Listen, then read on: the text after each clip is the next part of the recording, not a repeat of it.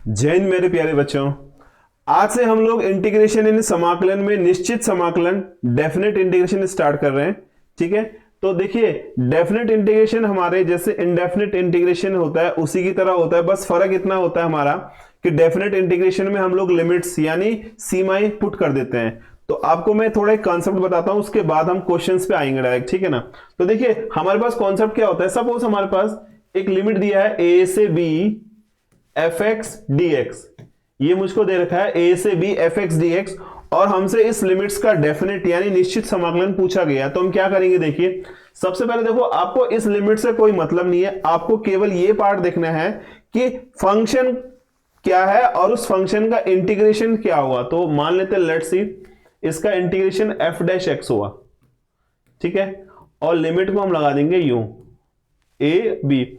और आपको पता है मैंने आपको फर्स्ट टाइम ही बताया था कि जब हम लोग डेफिनेट इंटीग्रेशन करते हैं तो हम सी यूज नहीं करते हैं, यानी जो हमारा कांस्टेंट पार्ट सी होता है उसको हम यूज नहीं करते हैं।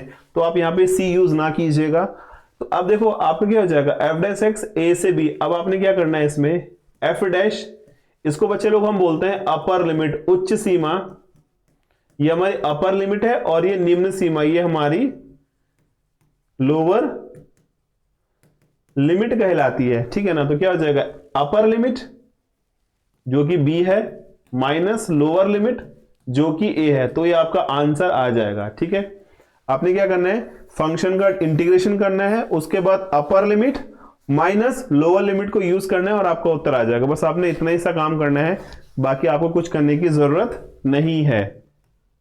ठीक है, तो चलिए मैं आपको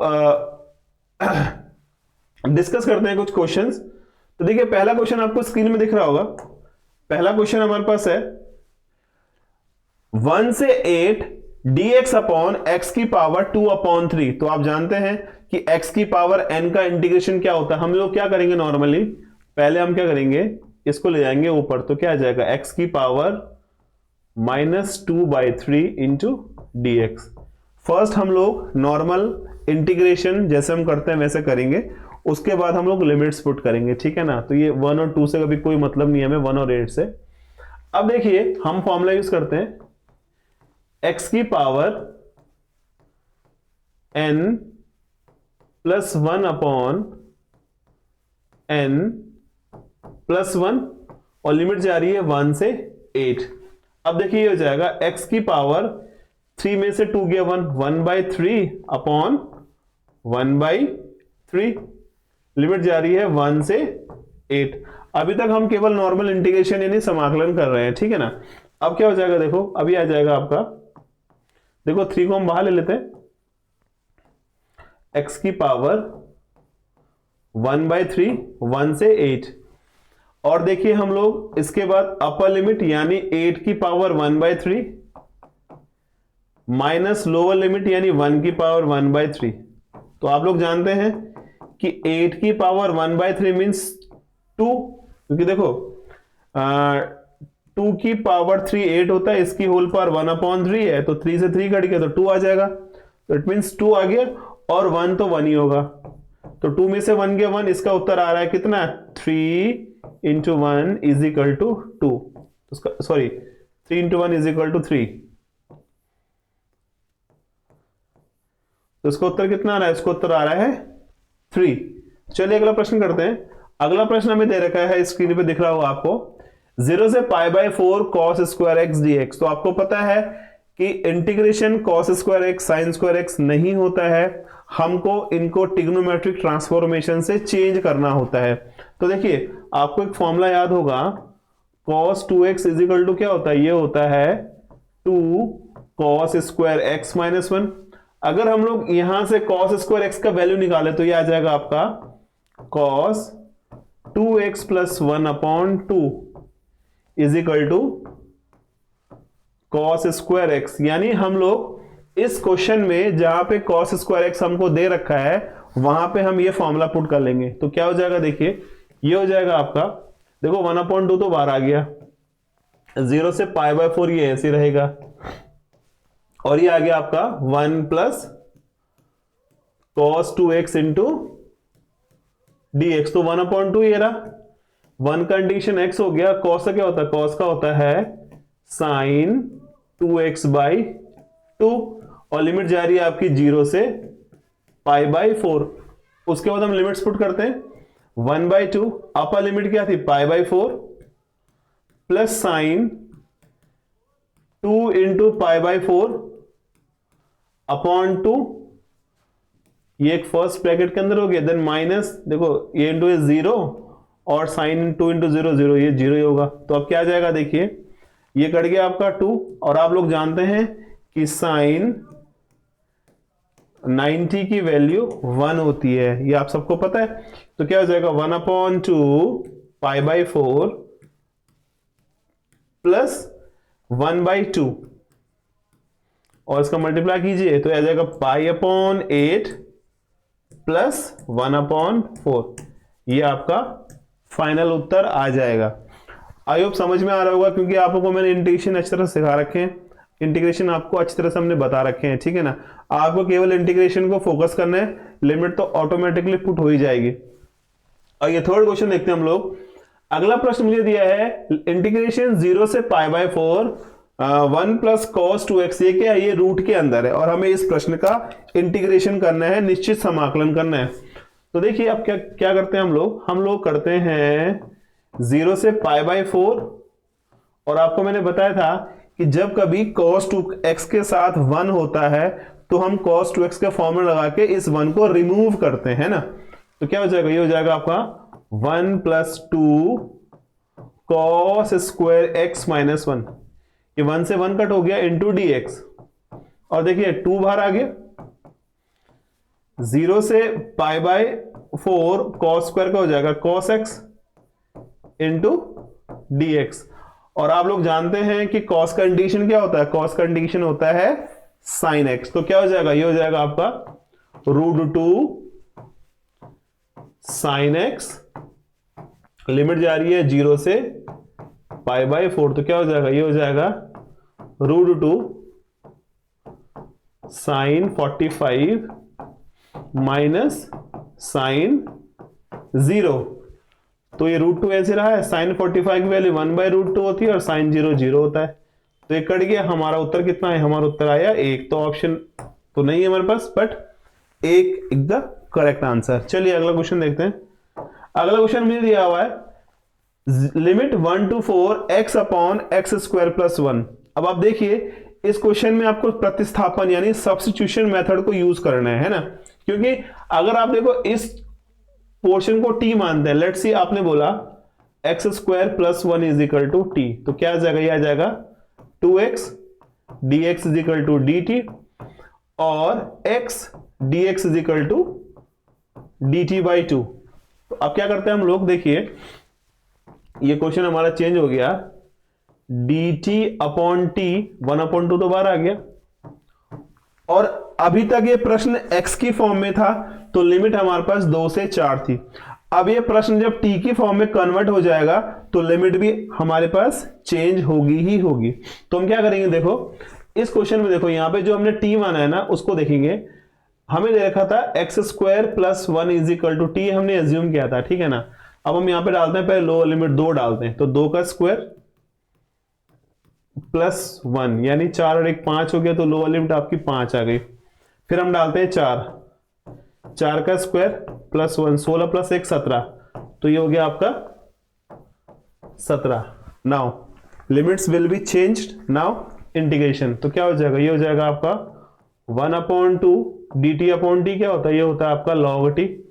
लिमिट जा रही है आपकी 5 से 17, तो क्या आएगा, ये आएगा 1/2 log 17 माइनस log 5। तो ये बच्चे लोग आपका फाइनल आंसर आ जाएगा, ठीक है। तो समझ में आ रहा होगा आपको कि नॉर्मल से क्वेश्चन से डायरेक्ट फॉर्मूला पुटिंग क्वेश्चन है, ठीक है। चलिए अगला प्रश्न देखते हैं हम लोग। cos log x dx upon x, ये भी एज यूजुअल हमारा प्रतिस्थापन यानी सब्स्टिट्यूशन मेथड बेस है। तो हम क्या करते हैं, let log x is equal to t, तो log का क्या होता है 1/x dx is equal to dt हो जाएगा। तो ये हो गया आपका cos log x को आपने t माना था, dx अपॉन x dt हो गया। अभी आप जानते हैं कि जब हम लोग फंक्शंस को प्रतिस्थापित करते हैं तो हम लिमिट्स भी चेंज करेंगे, है ना। तो देखिए ये हो जाएगा आपका, पहले हमने डाला log 1, सब बच्चों को पता है कि log 1 0 होता है, तो ये आ गया आपका 0। फिर डालेंगे हम 3, x की वैल्यू 3, तो log 3 का हम log 3 रखेंगे, ठीक है ना, इसमें हम कुछ चेंज नहीं कर सकते भाई। अब देखो आप लोग को पता है कि cos t का इंटीग्रेशन क्या होता है, cos t का इंटीग्रेशन होता है sin t, तो यह आ जाएगा आपका sin t, और लिमिट क्या है, लिमिट हमारे 0 से log 3 है, तो यहां पुट कर देंगे sin log 3 माइनस sin 0, और आपको पता है कि sin 0 0 होता है तो उसका उत्तर कितना आएगा, इसका उत्तर आएगा sin log 3। ये फाइनल आंसर हमारा हो गया, ठीक है। चलिए अगला प्रश्न देखते हैं। अगला प्रश्न में दे रखा है dx upon 2x minus 3, limit दे रखी है 0 से 1, तो एज यूजुअल इस पोर्शन को t मानो, let 2x minus 3 is equal to t, ठीक है। तो 2 into D X is equal to D T, dx is equal to D T by 2, तो क्या आ जाएगा, ये आ जाएगा आपका 1/2 dt अपॉन t। अब देखिए इस प्रश्न में भी हम क्या करेंगे, इस प्रश्न में भी हम लोग लिमिट्स को चेंज करेंगे, है ना। तो हमें दे रखा था देखो 2x माइनस 3 को हमने t एज्यूम किया था ना, तो पहले हम 0 पुट करते हैं, 2 into 0 minus 3 is equal to T, यानी minus 3 is equal to T, तो लोअर लिमिट हमारी -3 आ गई। अब हम डालते हैं अपर लिमिट 1, तो 2 into 1 minus 3 is equal to T, यानी 2 minus 3 is equal to t, और टी की वैल्यू कितनी आ गई, टी की वैल्यू आ गई -1, तो ये आ गया आपका -1। एज यूजुअल लिमिट्स पुट करो, 1/2 dt by T that is log t, limit आ रही तुम्हारी -3 से -1, तो उत्तर आ रहा है 1/2 log upper limit minus log lower limit, ठीक है। तो ये तुम्हारा आंसर आ जाएगा, डायरेक्ट हमने इंटीग्रेशन करके लिमिट्स पुट करने का है ना। चलिए अगला प्रश्न देखते हैं हम लोग। अगला प्रश्न स्क्रीन में दिख रहा होगा आपको, क्या दे रखा है 0 से 1 tan inverse x upon 1 plus x square. तो आपको पता है कि अगर मैं tan इनवर्स x को t मानू, let tan inverse x is equal to t, तो 1 upon 1 plus x square dx is equal to dt। तो ये प्रश्न मेरा चेंज हो गया dt अपॉन t, ठीक है ना, dt अपॉन टी, सॉरी, क्योंकि ये प्रश्न जो है हमारा हो जाएगा tan इनवर्स x t है ना, t dt हो जाएगा, सॉरी t dt हो जाएगा, क्योंकि हमने tan इनवर्स x को t माना है।